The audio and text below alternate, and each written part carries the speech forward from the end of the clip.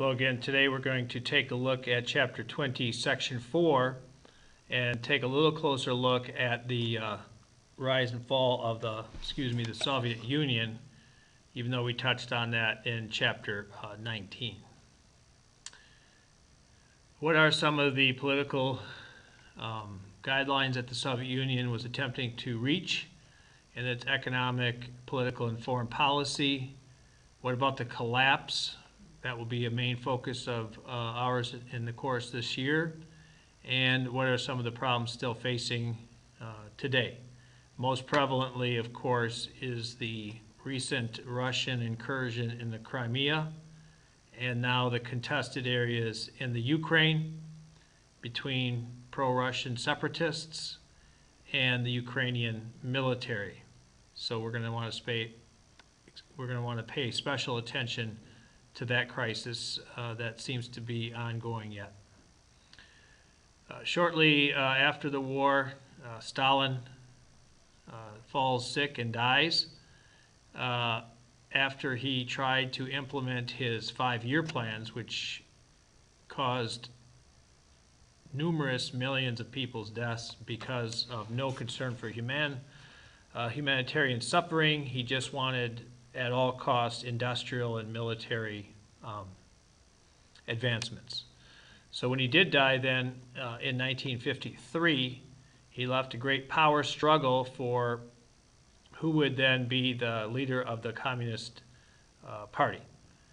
And as we know, there was a heated debate between Molotov and Beria and Khrushchev and Trotsky. However, Stalin was able to, through hard-fisted political movements, Khrushchev was able to seize power then after Stalin and push aside some of the other vying for power. And of course, Trotsky had been dead already, so sorry, I didn't mean Trotsky. So Khrushchev took the, once seizing power, took the unusual step of denouncing one of the communist dictators, the man of steel, Stalin. This was unheard of because normally the successor would praise the previous dictatorship as the great guide of the country. And so this was very widely watched throughout the world as he denounced some of the abuses during the Stalin era. And some improvements initially were made. There was reaching out to the West. There was some attempt to normalize relationships, even during this Cold War period. He talked about something which was meant peaceful coexistence and a slowing of the arms race. However, this didn't always occur as planned. There was some areas where things heated up again during this time period. A few notable of those instances, number one was in 1960, the U-2 spy plane that the Russians shot down and captured the pilot and refused to return him because of the accusations of spying over their country. This created a lot of tension for a while there. Then, of course, the Berlin Wall suddenly came up in 1961, which put a lot of tension on the relationship. And we've already talked about this, but one of the main ones was the Cuban Missile Crisis. Eventually, after the Cuban Missile Crisis, when Khrushchev backed down and removed the missiles, people in his own party deemed him as weak and ushered in a new leader, Leonid Brezhnev.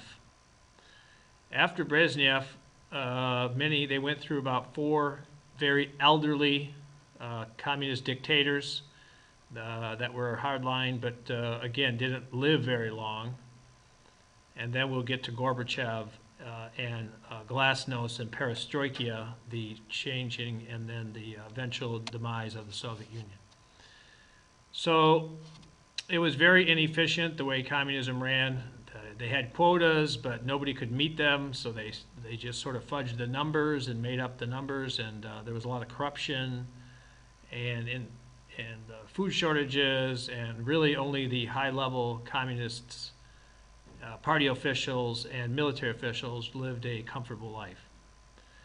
Eventually, Gorbachev came to power after a couple of other guys who died shortly after coming into office. And in 1985, Gorbachev becomes the new head and calls for, as I mentioned earlier, perestroika and glasnost. These two policies we're going to become familiar with, and we're going to see once how that is a thawing and openness that began then in the 1980s. At the same time, you have Reagan calling for the taking down of the wall and calling for the end of Soviet nuclear proliferation.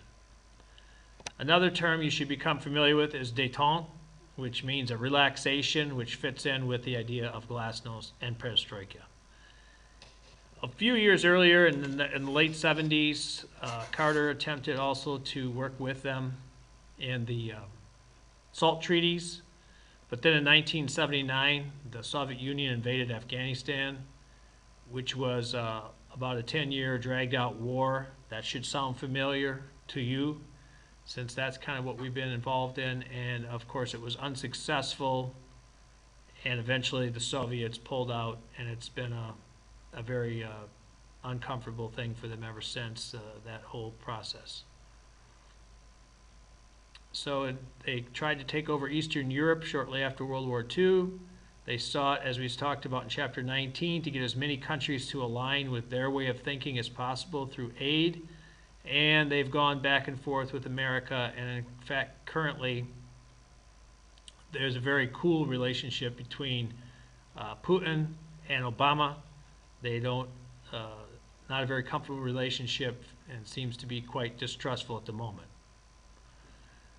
Some of the Eastern European countries that were under communist sway were Poland, of course. One of the main examples of where the people finally rose up against Soviet domination was in Poland under Lech Walesa, an electrician who led the Solidarity movement, is outspoken, defiant of Soviet control of his country. And we will also be taking a look at the coming down of the wall in 1989, as well as the success of the Polish workers to demand rights from the Soviet Union.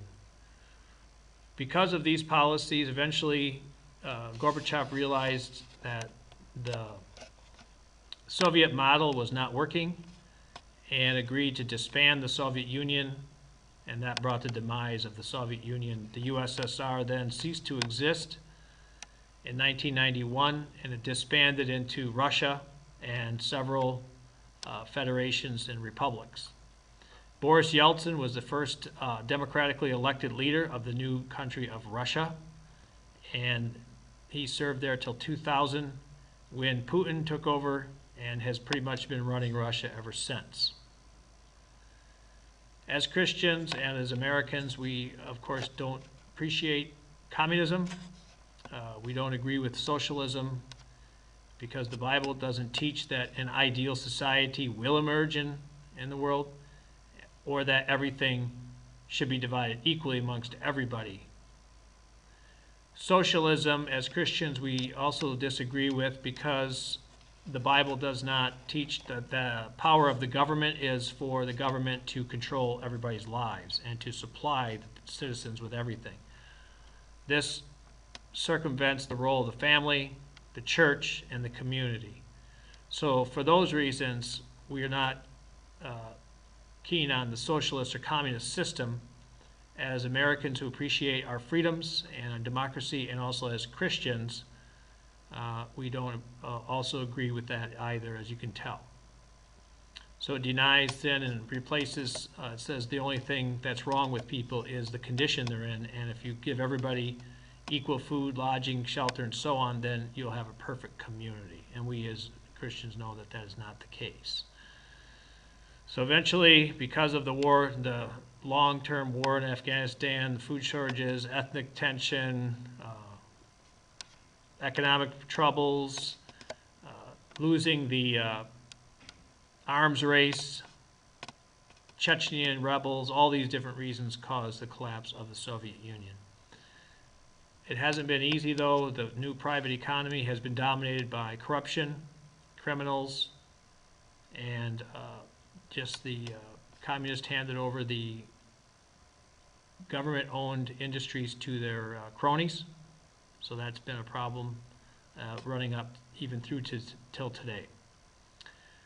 As you can see, Vladimir Putin is now again, he stepped down for a little while. Now he's again the leader and facing many, many problems, not only the Ukraine, but ongoing trouble in Chechnya. And of course, Medvedev was ruled for a short time. They got unrest, still facing corruption and accusations of authoritarian leadership. And many of the surrounding republics are also facing difficult time. So as you can see, they're not exactly on best friend status.